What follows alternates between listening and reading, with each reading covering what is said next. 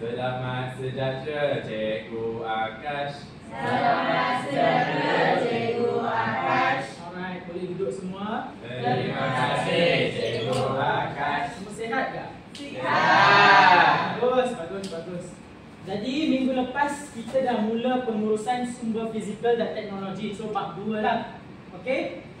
Dan hari ini kita nak masuk kepada prosedur mengurus sumber fizikal dalam operasi sesebuah perniagaan. Tetapi sebelum itu, saya tahu kamu semua dah tak ingat dah. Bila saya cakap tajuk tu pun muka Aida dah macam mengantuk sikit. Tapi tak apa. Kita akan imbas kembali, okey? Tak apa. Okey, ada 6 gambar di sini untuk kita melihat apa itu sumber fizikal sebelum kita masuk prosedur. So, Richard, gambar pertama yang ke atas tu apa tu? Bangunan dan kemudahan.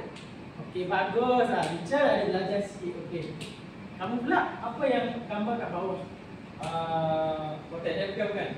Alah, memang kilang tapi apa Kilang dan mesin. bagus. Sebab dalam setiap perniagaan tu perlu ada aspek mesin sebab dia memudahkan perniagaan kita. Untuk gambar ketiga pula dong. Stop. Stop. Dia nampak macam kotak-kotak semua, ada orang mengurus semua. So dia stop lah. Yang gambar keempat pula, dia nampak macam komputer tapi apa dia? Siapa nak volunteer? Siapa nak? Okey, apa? Gambar keempat pula apa ni? So, dia merupakan teknologi maklumat dan komunikasi. So, dia merupakan aspek ICT lah dalam perniagaan kita. Gambar kelima pula, dia nampak macam apa? Daun. Padi. Tapi padi itu bahan mentah untuk Untuk beras. so dia merupakan bahan mentah. Ya, betul. Dan ini pula merupakan minyak dalam tapi dalam konteks dia melambangkan produk siap lah. Sekarang kita akan lihat gambar ini pula. Gambar ini apa?